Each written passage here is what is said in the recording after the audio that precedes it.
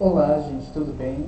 A aula dessa semana vai ser sobre propaganda e também publicidade, que hoje são vistas como palavras sinônimas, ou seja, de mesmo significado. Elas sempre, hoje em dia, atuam juntas, mas tem algumas pequenas diferenças de sentido entre ambas. O que é publicidade? Publicidade é quando tu torna alguma coisa pública, ou seja, é do conhecimento de todos, né? A publicidade, então, ela é o que? A criação e a veiculação de mensagens de venda para certos públicos. Ou seja, a publicidade é algo extremamente vinculado a certos produtos de consumo. Já propaganda é o que? É uma divulgação de uma ideia, seja algo de produto de consumo ou seja alguma ideia mais assim intelectual, né? Então nós podemos perceber que a propaganda ela tem uma abrangência mais ampla do que a publicidade. E a publicidade está fortemente ligada a quê? A venda de produtos. Mas as duas estão hoje sempre juntas, né? Então, qual é a história da publicidade e da propaganda? É algo bastante antigo. Já desde a Roma antiga, nós temos a propaganda. Quando?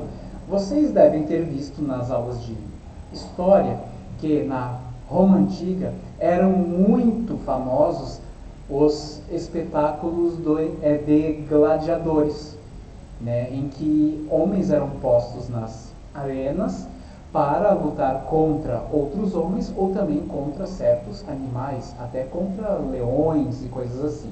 Então, para assim chamar o público para que fossem ver esse tipo de espetáculo, eram postas pequenas tábuas pelas ruas de Roma. Então, isso aí foi o quê? Foram os primórdios da propaganda, né, por meio de partes gráficas, de peças gráficas escritas muitas vezes à mão, que assim chamavam as pessoas para irem até os anfiteatros, principalmente o Coliseu de Roma, né, que era bem famoso por causa disso. Então, isso aí foi se estendendo pela Idade Média, né, a serviço de mercadores e também de comerciantes. Por quê? Porque as ruas na época não tinham número e também não tinham, né, endereço certo. Então, muitos comerciantes colocavam o quê? Símbolos em frente, né, das suas lojas. E então, esses símbolos eram postos, né, em forma de papel gráfico também, para que as pessoas pudessem, né, localizar onde que é a loja lá daquele símbolo. Então, os comerciantes e também os mercadores, eles, né, faziam à mão, né, várias cópias, né, do símbolo da sua loja e punham pelas cidades. E aí as pessoas, quando se deparavam, né, com a fachada daquele símbolo, isso aí é a loja X, né? E então, com a invenção da prensa mecânica, ou seja, em que os livros começaram a ser impressos assim, né, de uma forma mais rápida, essas peças de propaganda elas passaram a ser mais volumosas, né?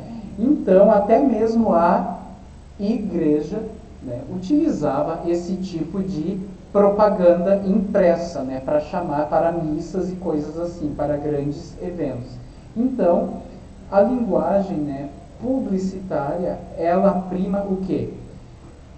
Por algumas características que vocês estão vendo aqui no quadro. Ó. Nós temos uma propaganda da Volkswagen, que é uma marca alemã de carros, que fala assim, ó, você viajando quando pequeno, você viajando quando grande.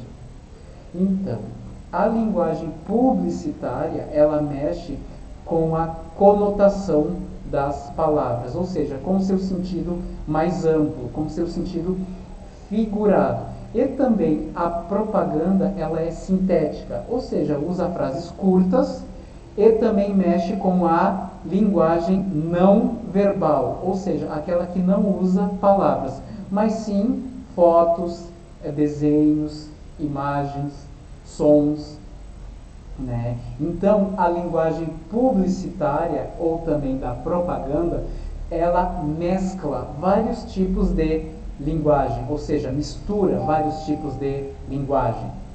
Temos aqui, ó, um carro antigo da Volkswagen, que mostra que a pessoa, ela andava nele quando era criança, né?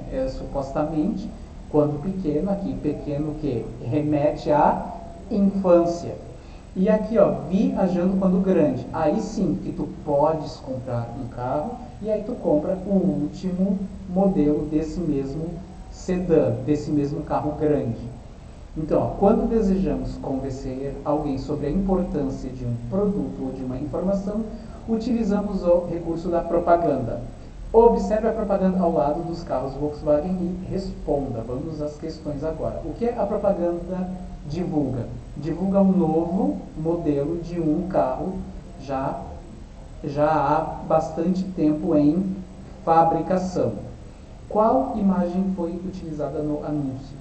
Dos dois carros, né, que são o modelo mais antigo e o mais atual. Por que o anunciante escolheu essa imagem? Para mostrar o quê? A longa vida deste produto, que ele é um produto que já estava em fabricação há muito tempo, né? Há muitas décadas. A qual leitor se dirigiu o anúncio? Né? A pessoa que pode comprar esse carro, né? Leitor adulto, né? Adulto e com certo, né, poder aquisitivo, com certo dinheiro. Qual argumento e ideia foi utilizada no anúncio para tentar convencer o leitor? A parte da infância, né? As memórias afetivas da infância. Por quê? Porque a propaganda mexe muito com a emoção, né? Nós temos uma pirâmide de necessidades humanas. Essa pirâmide fala, né, as pirâmides de necessidade de Maslow, M-A-S-L-O-W.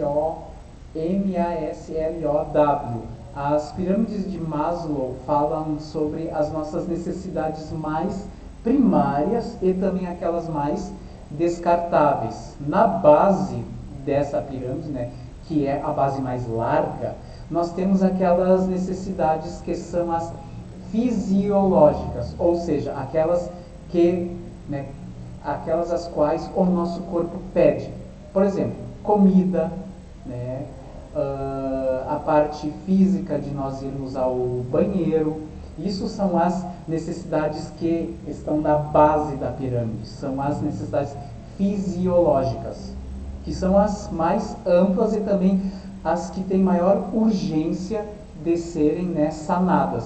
Depois, logo acima, né, algo mais assim estreito, nós temos as necessidades de segurança, né? As necessidades de segurança também é de proteção. Elas são também bastante importantes.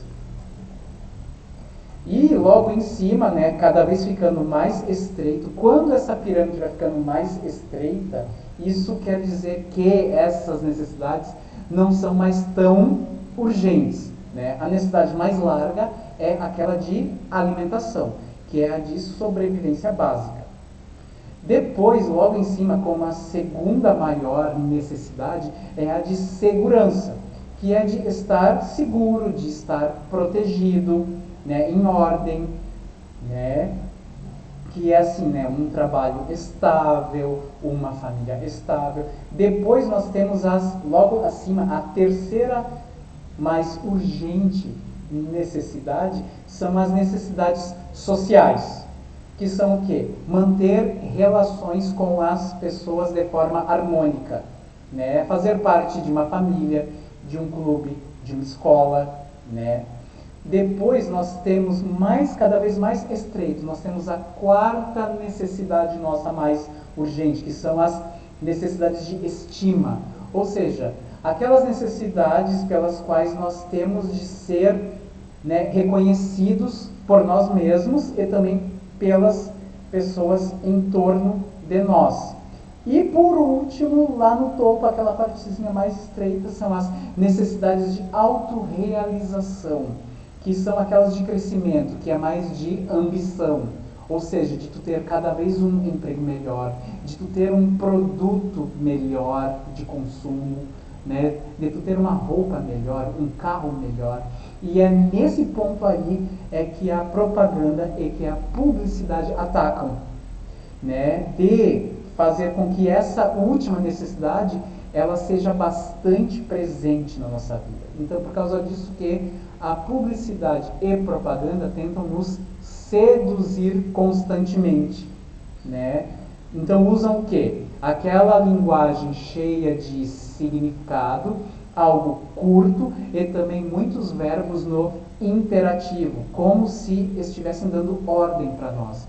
Quem é que não lembra é daquela propaganda do compre batom? Compre batom, compre batom, compre batom.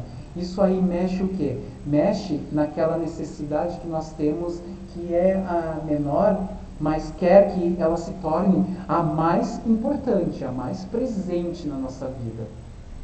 Tranquilo? Então essa é a tal famosa pirâmide de Maslow, né, que eu falei da hierarquia das nossas necessidades. Aí depois a gente tem uma outra peça que diz ali, né, na tela, carpe diem. Carpe diem é uma expressão latina. É uma expressão latina presente em um poema de um escritor romano chamado Horácio. Né? A expressão toda se diz assim, ó, carpe diem quam minimo credula postero. Nossa, isso quer dizer o quê? Aproveite o dia, porque o amanhã tem o quê? Tem uma confiança mínima. Ou seja, a gente não sabe o que vai acontecer amanhã. Essa máxima, né? Máxima são todas aquelas frases que têm um poder de sugestão muito forte. São bem curtas, mas trazem muito significado, né? Como, por exemplo, uma máxima, ó, quem avisa, amigo é.